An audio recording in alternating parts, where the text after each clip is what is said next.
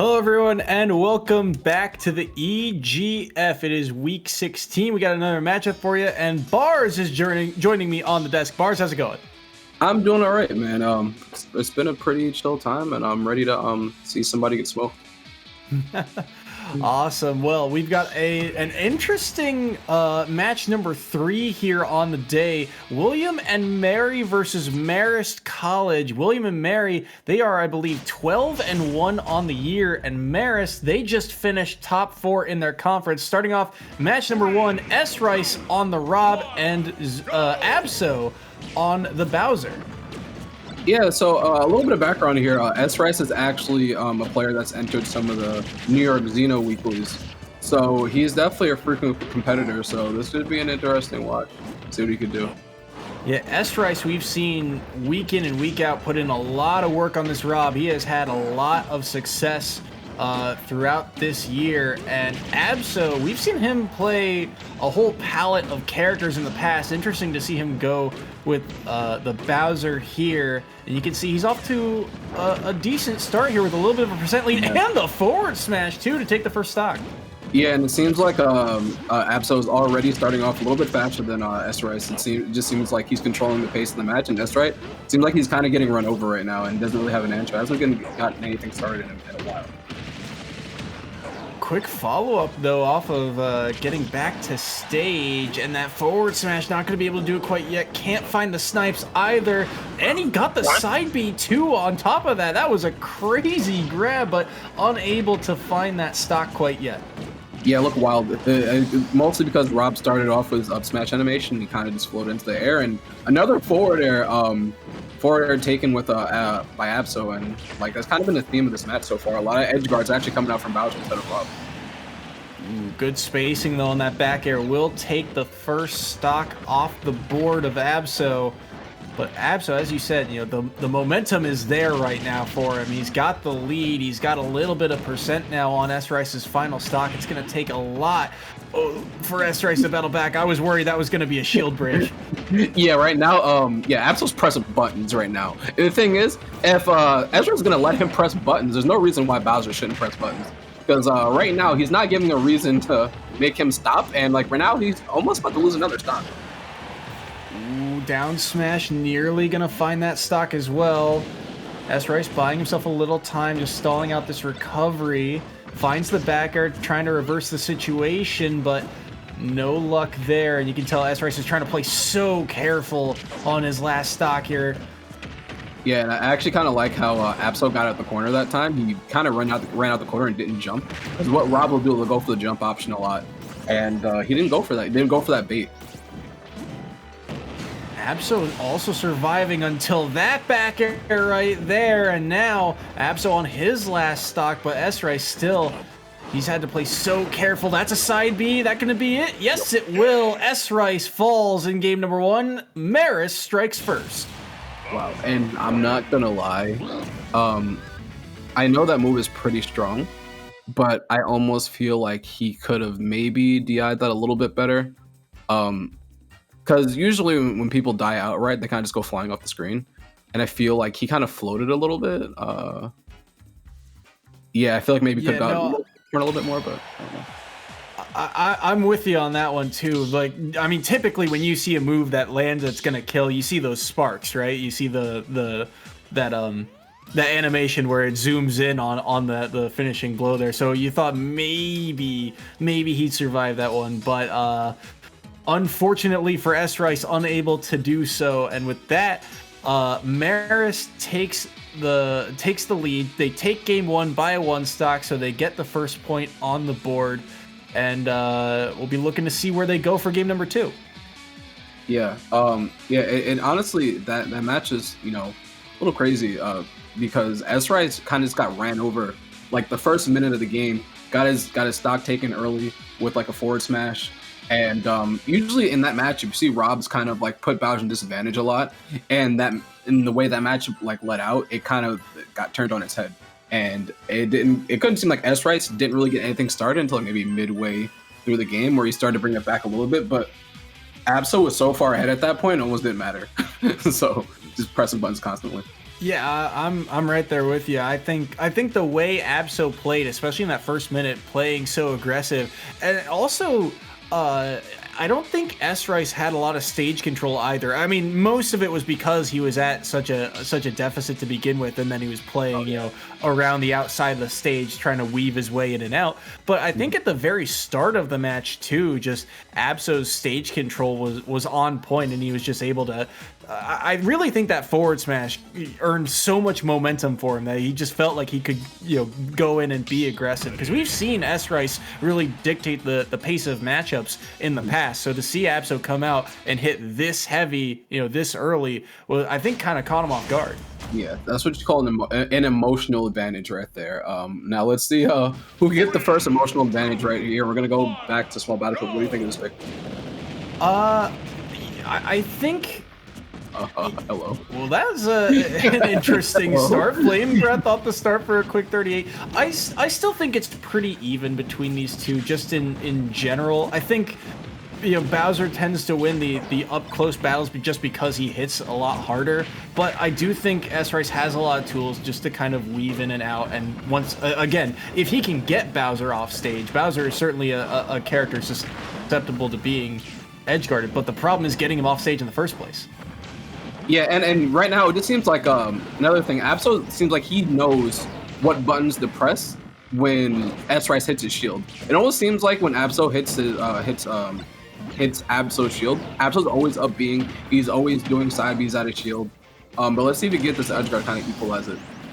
Oh yeah, got that down air spacing down, and as we said it before, Bowser's recovery very susceptible to something like that. S Rice striking first here in game number 2, only 93% on him as well. Yeah, and that was something that he didn't capitalize in game 1, and that's a big advantage Rob does have in this matchup, is that he can edge guard Bowser pretty hard, and sometimes Bowser's recovery can be pretty linear, and when you make him recover low like that, there's not much you can do. And on top of that, too, a big body like Bowser doesn't have the easiest way around some of the projectiles that Rob can kind of throw out, like the gyro, like those lasers as well. And I don't think we saw a lot of those, especially early in game number 1. Yeah, and I remember when I was saying that, it seems like S Rice doesn't know what to hit his shield with. Well, if you don't interact with Bowser, then you don't have to worry about that. So it seems like S Rice was playing a much slower game than he did in game 1, even the first stock. Ooh, clipping there on the last hit of up B is able to take that stock, and so first stock of S Rice off the board. But again, Abso sitting at practically kill percent as that backer, not going to be able to do it quite yet. I like the edge guard attempt there to drop the gyro off stage, but not going to land. Able to grab the ledge in time. This should be a kill. Yes, it will be. Grabbed up smash, and Abso on his last stock here in game 2. Yeah, and that was a good read by S Rice, calling out the immediate mash, and Abso couldn't do much about it. Man, he's getting mixed. Ooh, look at the follow-up to you. You're saying it. Yeah, absolutely. Abso on a quick 93 in that back air, making it 112, and out the gyro on ledge. That was a good get-up attack to knock that gyro off stage. We've seen Rob's go for that setup, many a time. That's a Rob classic. And that up air, not going to be able to take the stock quite yet. And just what a turnaround from game number 1 in general. S Rice all over him in game number 2. Yeah, and I was about to comment on Absol's DI. I was like, hey, that's some pretty good DI in that up air, and then he immediately just explodes the next up air. But to be honest, there wasn't much he could probably do about that second up air. But man, what a turnaround by S Rice, like almost night and day. Yeah, absolutely. I mean, you could tell I'm stumbling for words here because it's just the way this match played out. It seemed like it was back and forth kind of at the start. You saw Abso, you saw the first stock taken by S Rice, and then Abso take it not too far later. But just really, S Rice, when he got the advantage, I think everything we talked about from game number 1, when Abso had that early momentum, early advantage, just S Rice kind of took it a step back and realized, okay, if Abso's going to be this aggressive, then I can kind of wait for that and punish that out. I don't need to necessarily control the stage as hard. I just got to wait for some mistakes here or there and then follow up on them. Yeah, and that's a mark of a good player because adaptation is very important. And when you're fighting a character like Bowser and you're boxing with them, and you're just getting smoked by every single button, maybe just take a step back and not interact with him. And that's exactly what happened to SRS. I think like that first stock a little bit, he was kind of getting caught up into the pace, and he said, you know what, let me take a step back. I don't want to do this anymore.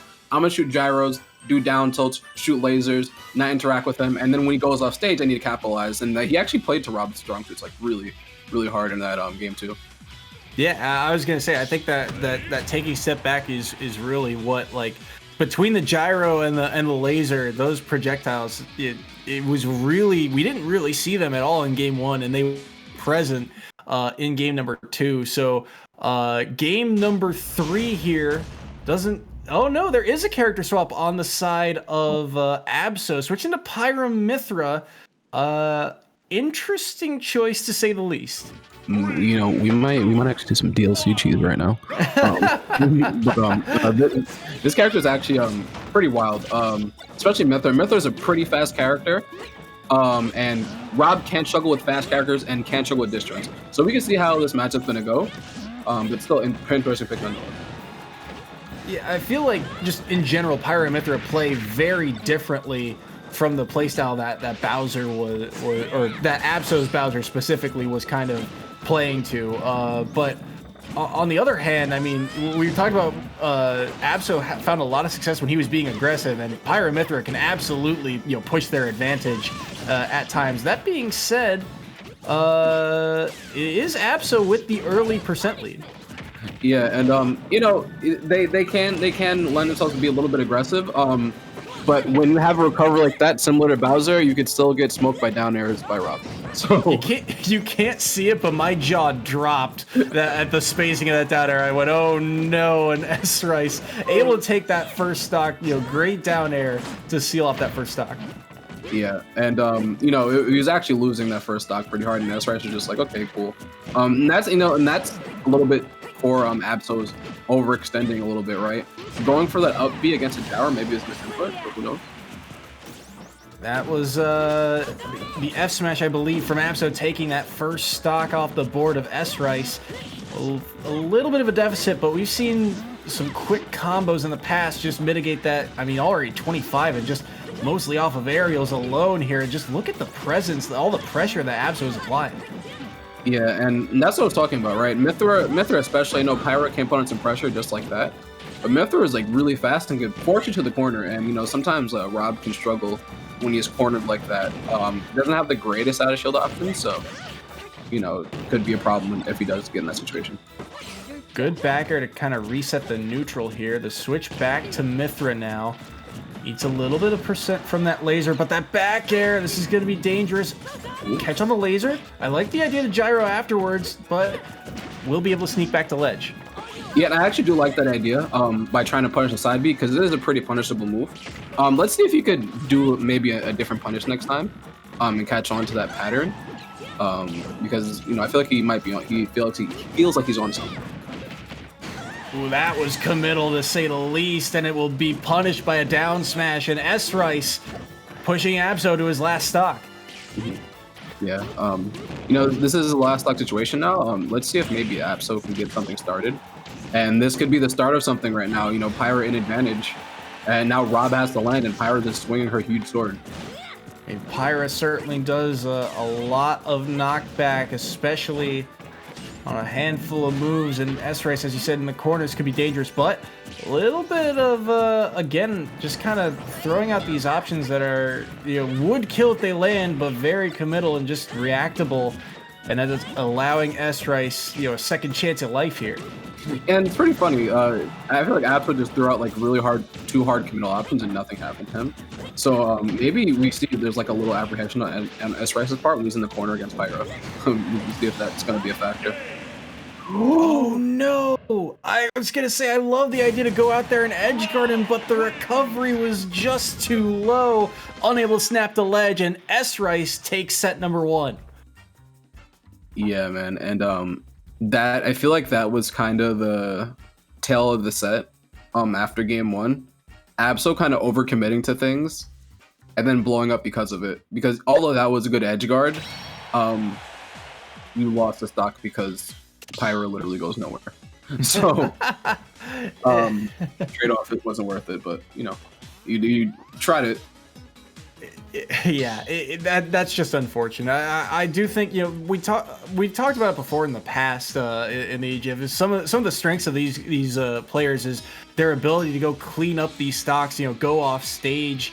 Against Marist in the conference semifinals that they played, they almost never went off stage for edge guards. It was almost completely about stage control. With the characters that they played in the matchups they were playing, they never really went off. So I love the adaptation to go out there and clean up that stock. Unfortunately, as you said, Pyra's recovery not as good as Mithra's, and it just wasn't able to grab the ledge in terms of verticality. So good stuff to S Rice taking that set and giving William and Mary the edge after that first set.